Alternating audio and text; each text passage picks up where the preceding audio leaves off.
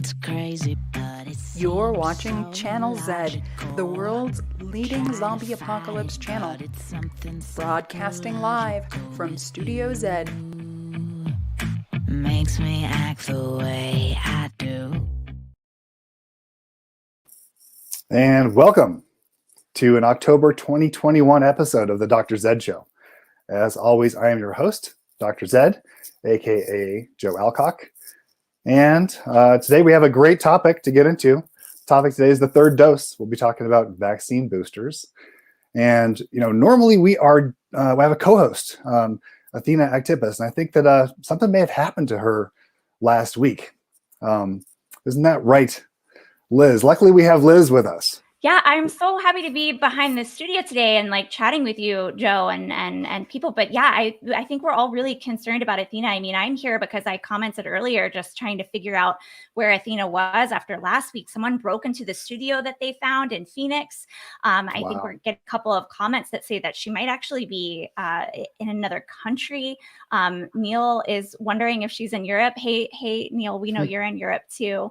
But yeah, we're wondering. I mean, have you heard anything at all, Joe? I didn't see the last episode, so this is all news to me. Yeah, it's really scary. I mean, I guess it's proof that the apocalypse isn't over, that we're still dealing with all of these challenges, and zombies are one of them. Well, maybe we will hear from Athena a little bit later if she's able to connect from wherever she happens to be. Yeah, we hope so. Athena's saying she's safe, which is awesome. So Athena's on the stream. Athena, we're so glad to hear from you, but we're going to jump into the episode, but hopefully we hear from you more over the course of the episode. Joe, I'll hand it over to you. Yeah. So today we're talking about a deep dive into the third dose of the COVID-19 vaccine. We're going to consider vaccine resistance and the willingness to get one or multiple doses of the COVID vax. And we're going to think about what if we were in a pandemic where we actually turned into zombies, where our skin fell off, turned black or red or whatever. Would people really hesitate to get vaccinated against such a disease? And COVID-19, as we know, is a little bit different. So we'll talk about that. But first, I want to bring in our guest today. We'll bring in Dr. Robin Nelson into the conversation. Hi, hello, everyone. Really happy to be here today, safe in my office. So Dr. Robin Nelson is associate professor at the School of Human Evolution and Social Change at Arizona State University. She got her PhD at the University of Michigan. She's a biological anthropologist. She's focused on familial growth, child growth, and parental investments, and zombies. She is a contributor to this enterprise of the Zombie Apocalypse Medical Meeting, which happened last year. And hopefully we'll have another one of those meetings next year too. So welcome, Robin. It's great to have you here. Thank you. And before we get on, people may want to know more about you. Where can people find you on social media? So I am on Twitter. That's where you can find me most days at Robin G. Nelson. I'm also a faculty member at ASU, so you can always find me if you search ASU websites and search Robin Nelson. You can find my email, contact me there. Always happy to chat. Well, great. Well, it's great to have you. Let's get into it. Let's talk about who needs the Pfizer or some other vaccine booster shot after 6 months. So maybe we can pull up a little information from the CDC that just shows who's eligible for this booster shot, which is going to be our topic of conversation. And there it is. So this came up recently. I was in an Uber and I was talking to my Uber driver about whether he was a candidate for the shot. And in fact, they built this so that virtually everybody, I think, who wants the shot over the age of 18 can get it. But it's really necessary for 65 years and older, people with medical conditions, but really anybody who's in a job where they could be in touch with lots of people who might have COVID. That's me. That's potentially an Uber driver. That's a teacher. And of course, people with comorbidities might get a booster. So thanks for bringing that up. And let me ask you, Robin, have you thought about getting the booster yourself? Yes, but I am actually a Moderna person, and so I got the Moderna vaccination. And when the vaccines first became available back in March or so of 2020, or no, March of 2020 is when we first started getting sick. But when everybody first started getting access to vaccines, Moderna was just what was available. I took whatever was available. And so I am waiting, and I am anticipating the conversation that's happening this week about boosters for people who have the J&J shot or the Moderna shot. But for those of my colleagues and friends and family members who have the Pfizer, almost all of them have gotten a booster if they are eligible. So I would definitely get one if I was a Pfizer vaccinated person.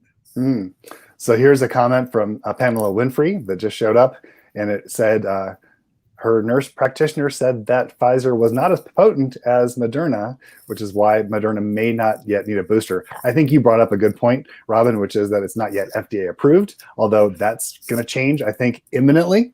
And there is evidence that Moderna gives a slightly higher dose of the mRNA and actually produces a bigger antibody response than compared to Pfizer. So as far as I'm concerned, you got the better one. It was very interesting because in the beginning, it really felt like Pfizer was the one you should be getting. And I was kind of like, I'll just take any I could get. I did get that super COVID arm response, though, which kind of demonstrated, a kind of elevated response to the vaccine. I literally drew a circle on it like a MD does to kind of see if it spread and see how big it was. So, I think my body responded well to the vaccine, but I will still take my booster when I can get it. Yeah, and I think that you should. So the Pfizer vaccine, which is what I got, in fact, I have been boosted. Me, my wife, my parents, we've all had the third dose of the Pfizer vaccine. So I can speak to this from some personal experience. And I didn't really get any kind of a reaction from the third dose of the Pfizer vaccine. Moderna is thought to be more immunogenic. So the COVID arm that you got is more typical, I think, of people that get the Moderna dose. You get more of a reaction and maybe more long-lasting protection. But I do anticipate that we're going to see a third dose recommended for that too. So yeah. Before we plunge in further, there's an image that I found this morning that was on Twitter, on Eric Topol's Twitter feed.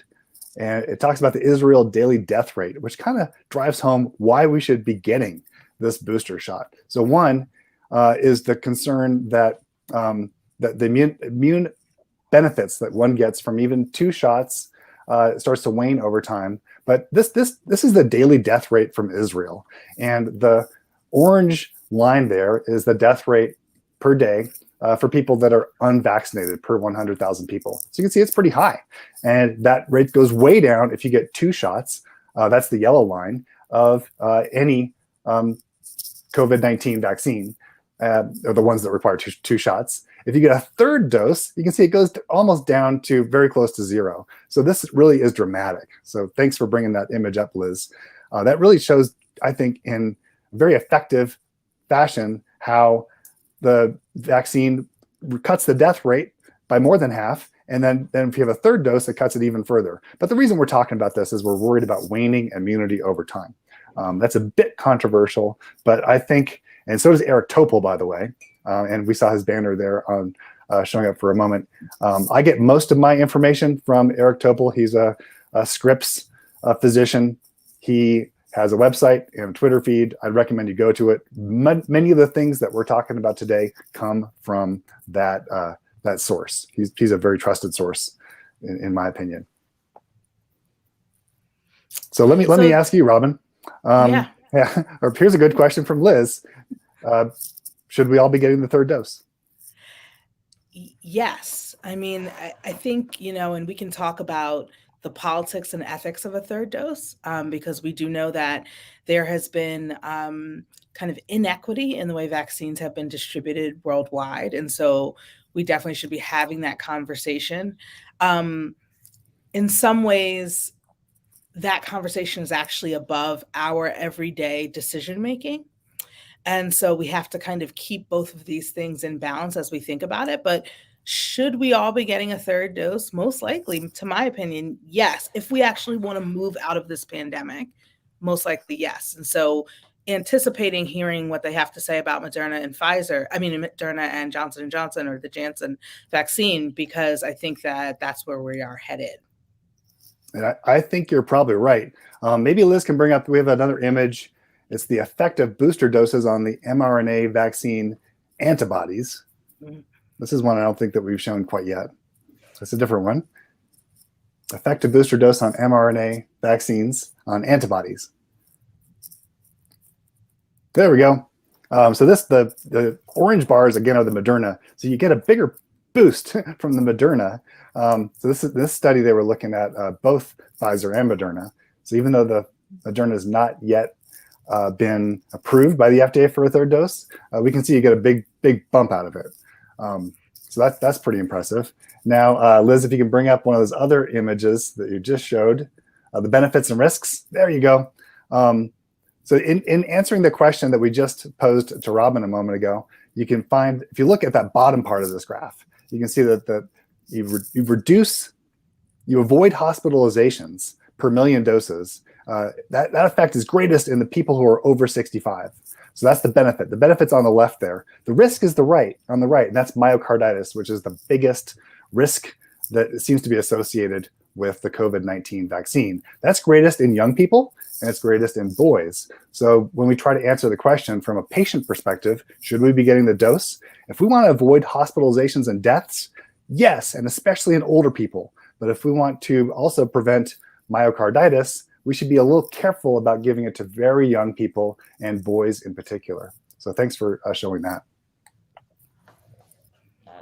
And then I think, Robin, we'd had a conversation a little earlier about some of the bigger issues. Here we are in the richest country in the world, talking about taking advantage of plentiful vaccine supply, and I'm getting a third dose, whereas there are some people, some doctors and nurses, people at high risk in other countries who have not had their first dose. So, it's very interesting because what this reflects are kind of worldwide politics of kind of developing countries or lower income countries and kind of high income countries, and the rights and privileges that happen to fall upon you when you are in one of these high income, high access countries. And I think that we need to really keep in mind that the inequity we're seeing with vaccines is also reflected in all kinds of healthcare. It's reflected in access to fresh water. I mean, this is how it plays itself out all over the world.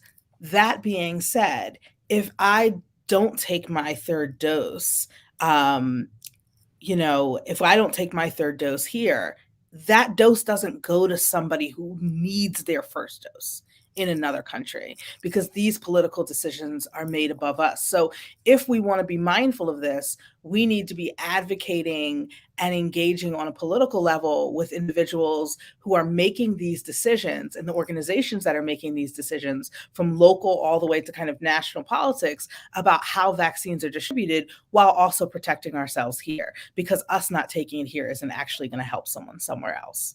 No, I think that's exactly right.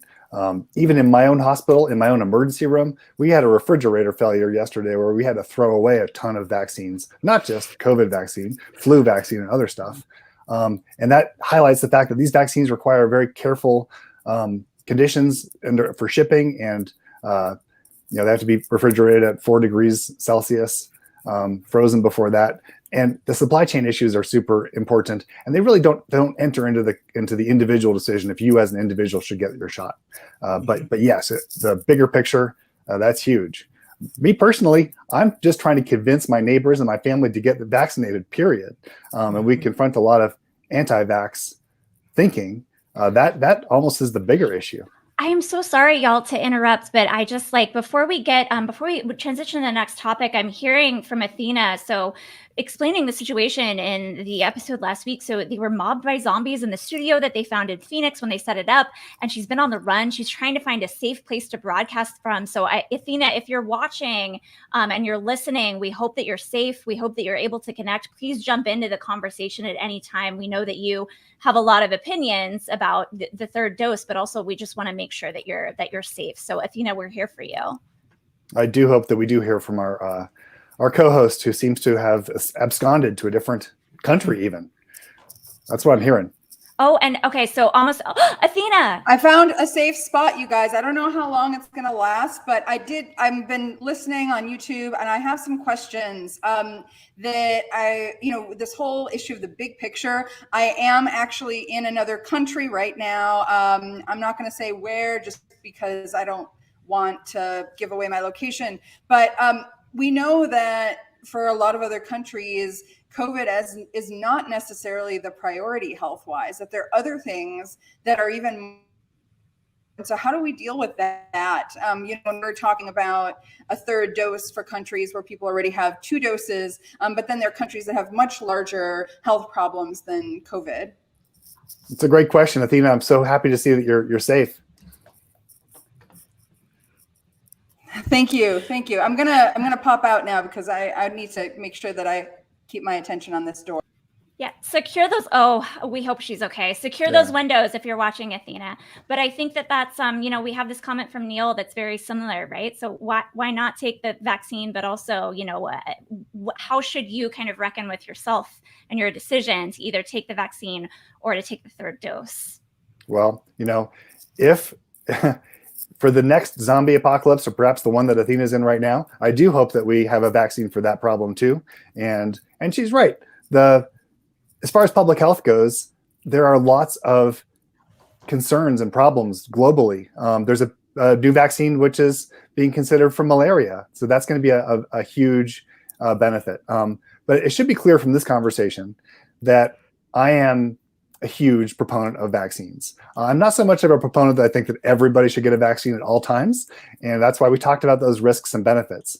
But when it gets into the COVID-19 vaccine, the risk and benefit profile looks fantastic. It looks great. We have to think about myocarditis, and we can't dismiss that. And we need to think about some of these issues of global equity. Those are super important. But in general, I'm in favor of getting these vaccines.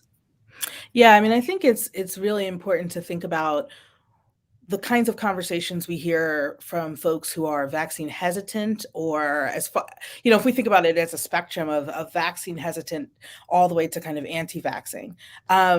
There's a lot of discourse right now, like my body, my choice. I have to be clear about what I'm putting in my body. And sometimes that makes me feel like we have not done a really great job explaining what infectious diseases do or the way they spread, because none of us are an island. And so I'm thinking about your Uber driver, and he is making a living by picking up people he doesn't know and getting them to their next stop, and doing it in a way where he is perceived as friendly and likable and gets appropriate ratings so that he can get another job. And so for a person like him, I'm hoping he gets a booster because I want him to be able to be safe first and foremost. And so I have a little bit of a challenge sometimes when we think about 3rd doses and then also appealing to folks who are kind of anti-vax. How do we get around the kind of denial of this zombie apocalypse pandemic we are living through? Because it's clearly hidden in some ways such that people feel like they can, so they feel like they cannot take the vaccine and be okay. Yeah. And we have this amazing comment from Erica that I'll bring in, like COVID is invisible. It's not a skin melting disease. And then pointing out that it affected, older folks for a really long time, and ageism is real, just, as all of the different intersectionality of this disease is real. So, and then just as now it's a pandemic of the unvaccinated is what we're going through right now. And we're seeing that ripple through society. So just as I think that's a note to what you're saying, Robin, and maybe a new way to address the rest of the conversation.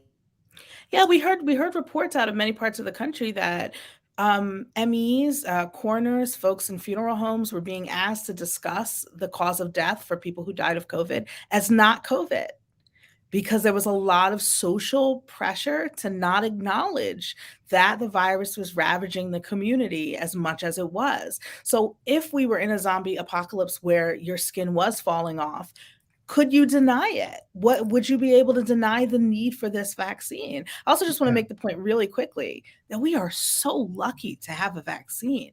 I know. And I don't think people get that. Like, we are so incredibly lucky to have a vaccine this quickly that is this effective. Right. And I think it has to do with what we're afraid of. Clearly, Athena right now is afraid, rightly so, of zombies. Yeah. But anti-vaxxers I tend to wanted- be afraid of the vaccine, and I think wrongly so. I wanted to ask you guys about, why is it you think that there's so much denial around COVID? Do you think it's related to the fact that the signs aren't as visible? You don't have the skin falling off and all of that we've been sort of talking about? Yeah. Let's bring up a picture maybe of a zombie so we can visualize that. So there we go. Zombies in popular culture, in movies, etc., have highly visible cues of disease. Their skin falls off, they're covered in blood, they've got rotting flesh, they have staggering gait. You can see the problem right away. And COVID-19 is not like that, right? So don't you think that everybody would get their vaccine right away if this was the visual cue of disease? And it's obviously extremely scary, right? What do you think, Robin? Yes, I absolutely think so.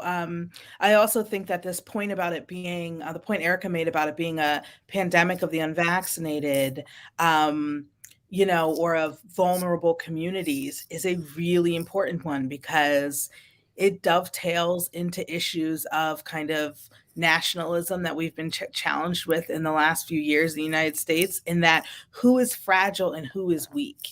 And, what you hear in terms of some of the anti-vax discourse is, I don't need it. My body is strong enough. I want my natural immunity to take care of it. So there's this, one of the challenges for me is hearing people talk about risk and not understanding their own risk, and also feeling like they're somehow good people, strong people, healthy people who are just going to be fine with COVID. And the 700,000 plus folks we know, and we have the numbers for, who've passed away from COVID, that something was obviously like, we're culling the herd and they were the weaker folks. Wow. There's a lot to unpack there. Well, I mean, that's kind of how people talk about it. Like, well, it's vulnerable people. What was their BMI? Did they have heart disease? Did they have obesity? As if those people are somehow more expendable than other folks. No, and as if all of us don't have comorbidities. I know. And I think you're right. And I think that line of thinking is immoral, frankly.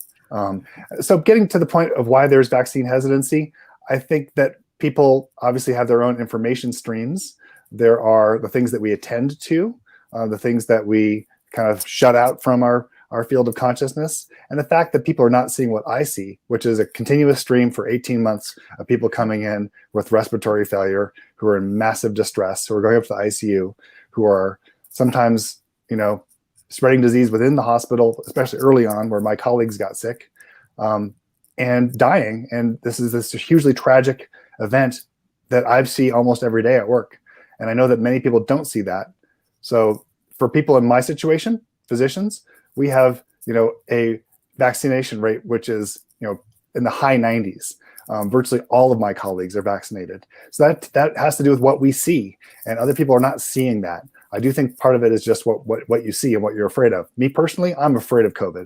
I think it's a horrible disease. It's killed over 700,000 people in this country, and it terrifies me. Other people are terrified of the vaccine, and I think that has to do with the information sources that they get. And I would encourage those people to talk to folks that have had firsthand experience with bad cases. Yeah. And just acknowledging the trauma that healthcare workers have been through over the past year and a half, and the reality that they've been dealing with is I think important for us here today, but also for the country. And I want to kind of address, misinformation. And I think that y'all have both cited, like, look for the experts. Look for folks like Eric Topol, right, who Joe talked about earlier. And I do want to bring in a comment that we got from Gloria Miller here, I think, which is citing, a doctor that I'm not sure that I'm familiar with. So I just want to maybe address this comment that we got about the spike protein and how it can maybe result in abnormal clotting. And I think that this is one of the fears and some of the information that's being circulated about the vaccine, right? And how would you address this, y'all? Robin, you want to take a shot? So one of my colleagues and friends, Kate Clancy, has been doing this work on kind of changes in individual menstrual cycles, which has a little bit to do with this like clotting situation, and just kind of bleeding. And one of the things that she always makes note of in her work, which I think is really important, is that changes are not necessarily permanent, nor necessarily always have downstream effects that are negative. They could just be brief changes. We don't really have good evidence that there are clotting problems that are persistent and long lasting that are more damaging to your body than the disease itself, than the virus itself. I don't know if that makes sense. No, that's right. Joe?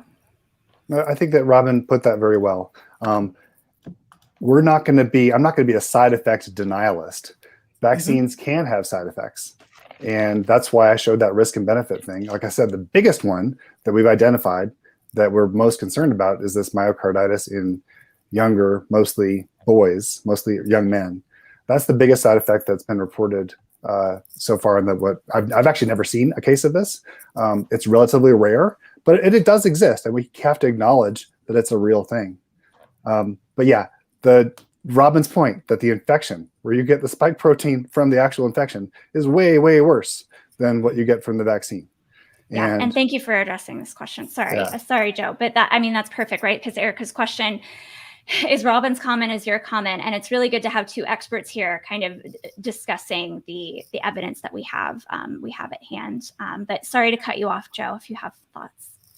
Well, I was getting back to the visual cues, and so I was vaccinated against smallpox. Let's bring a picture of a smallpox victim. So actually, this is a picture of this could be my arm. I do have a scar that looks like this. We stopped doing smallpox vaccines in the early 1970s. I was in the cohort that got it, so I have this scar. So I think it's worth thinking about. At one time, smallpox vaccination was universal, right? And we actually were willing to scar our bodies to get this vaccine, to undergo a pretty big risk. And that's because in part of the actual disease is so awful, right? So if we have a picture of a victim of smallpox. And I just wanted to note that this image is intense. It's and rough. A little disturbing. It's rough. So it's a real picture. It's a real picture of a smallpox victim if you wanted to turn away momentarily. So smallpox killed up to 30% of its victims, and it had these very disfiguring pox marks, little pustules all over the body, and the disease itself left scars too, way more scars than in fact the vaccination. But we stopped. There's 2 points I want to make. One is that I think that if you saw your neighbors or your family members getting this disease and it was highly visual, I think we'd have an easier time convincing people to get vaccinated, as we did for smallpox. The other issue is that once smallpox was eradicated because of the vaccine, we stopped vaccinating. So the smallpox vaccine does carry some risks. It can cause, obviously, a skin scar at a minimum. And when the disease is gone, we don't need to vaccinate, at least for this particular example. And that I want to bring in the fact that everything that we do has risks and benefits, and we have to weigh them. In that particular instance, we made smallpox go extinct. And so there's no need to have even the very small risk of getting a smallpox vaccine. So, I mean, I have to say, I realized that I was talking to Dr. Zed about this before the show. I was born in 1979, so I'm like right on the outside of that vaccination curve. And so I think sometimes in terms of visibility, that when I've heard this a lot during this pandemic, if public health is really doing its job, it's invisible. We don't even see it doing its job. And I think that's what vaccines have done for us. I did get chickenpox. I was too old to get the chickenpox vaccine. Now my kids don't have to deal with chickenpox. So we need to really think about how protected we have been by public health advancements over the years, particularly for well-to-do folks with good health insurance in the United States, and not take that for granted when we think about whether we want to take the vaccine or not.